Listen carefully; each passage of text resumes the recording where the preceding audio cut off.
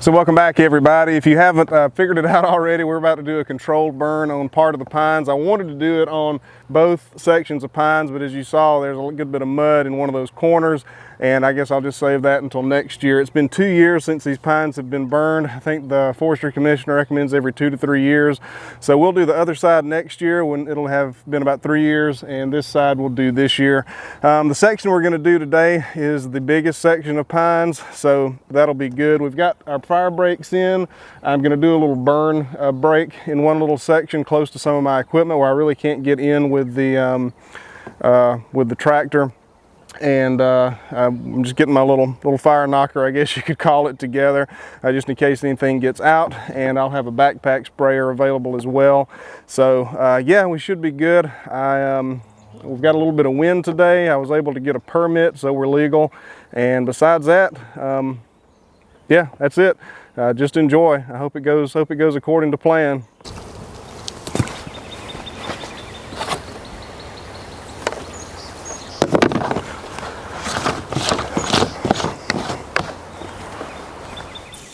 So like I said, we do have a wind today. It has calmed down a fair amount, thankfully. But we can see by this that it is in general, well, it's not right now, but it is in general blowing that direction. So what we want to do is we want to start a backfire over on this side right here. I've got a proper fire break over there, but I've got equipment right in here, and it was very difficult to get a break right there. So it's kind of a small area, so I'm going to start it, and I'm going to come back and douse the area that's towards the equipment. It's really not the ideal thing to do, but that's what we're going to do. So let's go ahead and start it right in this area and get going.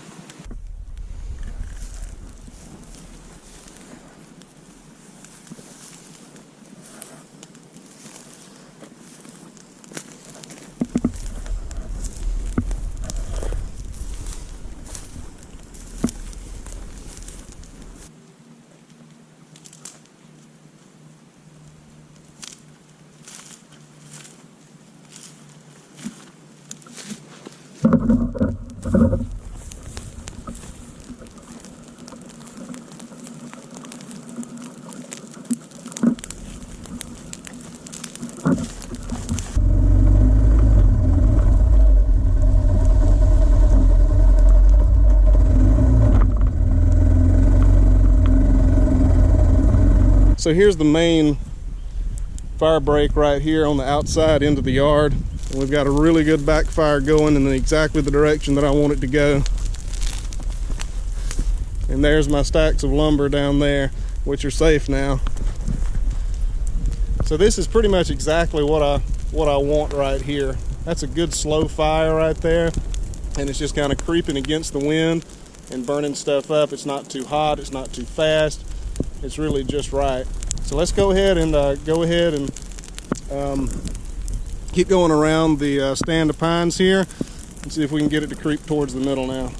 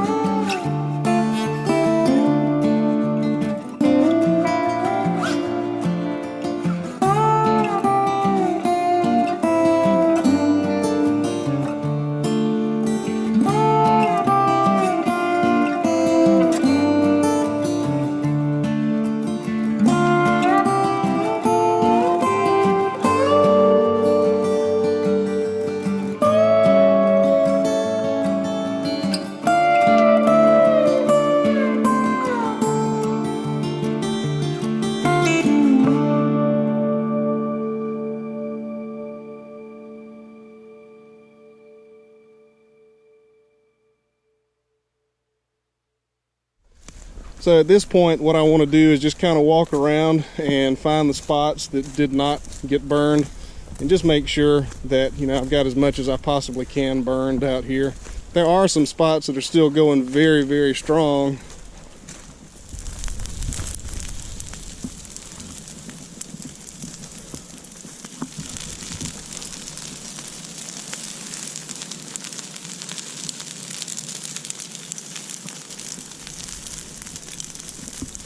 Getting a really, really good burn this time.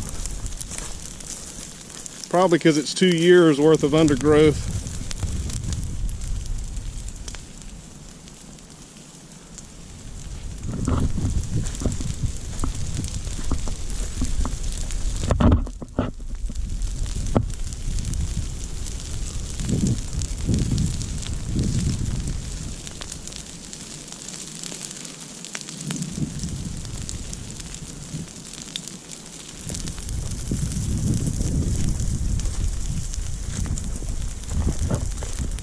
So for the most part, the fire is out. This back corner right here somehow didn't quite burn, so we're gonna see if we can get it started again.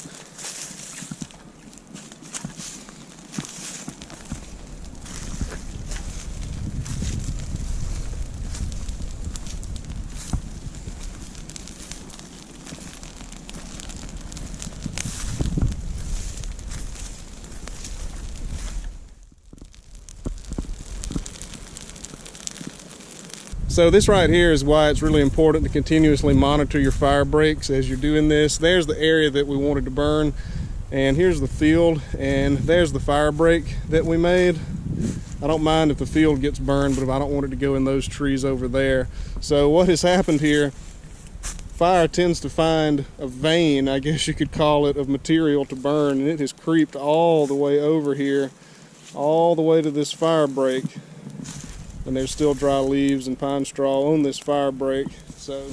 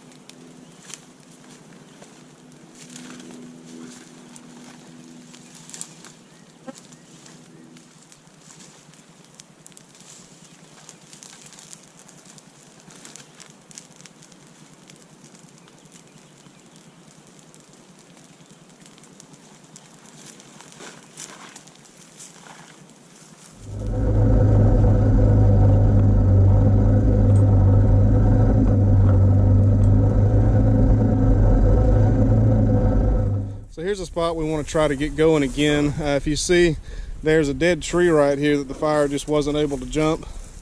So we're going to go ahead and start it on the other side of this tree, see if we can make it continue, because there's some very thick brush down in there that I would really like for it to burn up at least a little.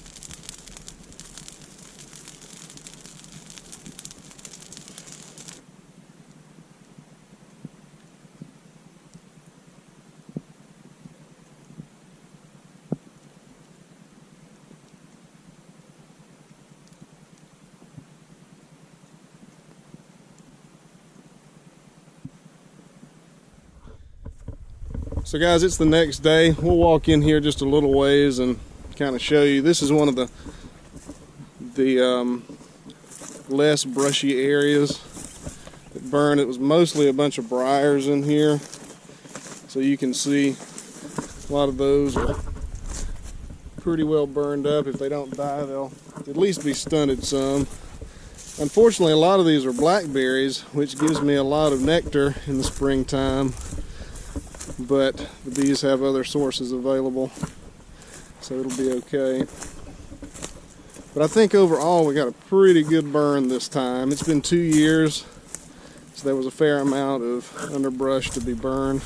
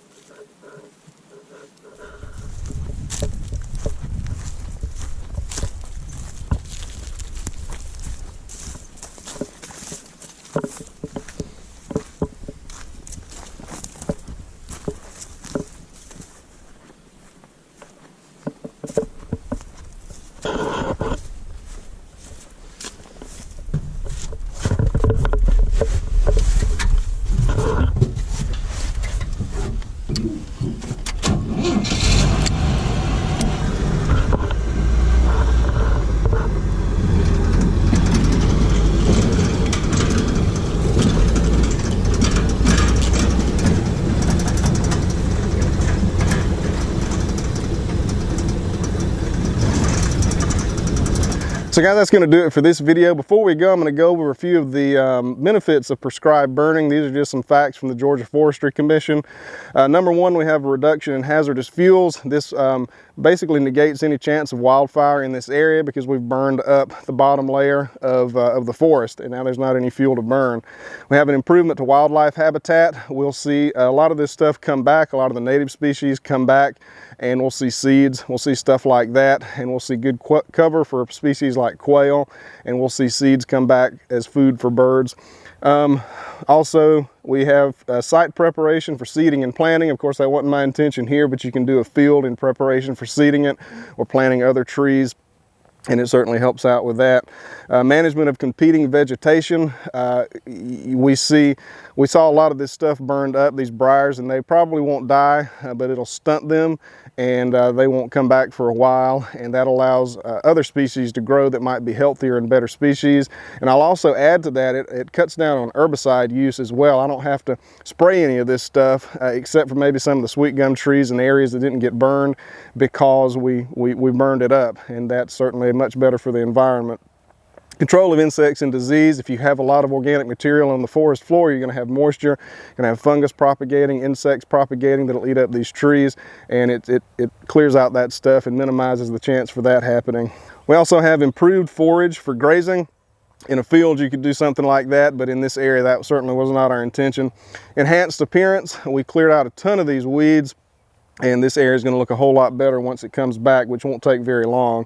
And improved access. It certainly helped out with access. I can take the four-wheeler through here now. I can take the Jeep through here now, and it'll be a lot more pleasant to go through. I can take the tractor through here with a mower on the back and cut out a road, and it has greatly improved the access in this area, which is really nice. So that's about it for this video. I hope that y'all enjoyed it, and I'll see y'all on the next one. And yes, I shaved my beard off. I actually work in healthcare. I'm a radiologic technologist, and I had to get a better mask fit for this virus that's going around. So that's why my beard's gone, if anybody was wondering. And that's it. I'll see y'all on the next one.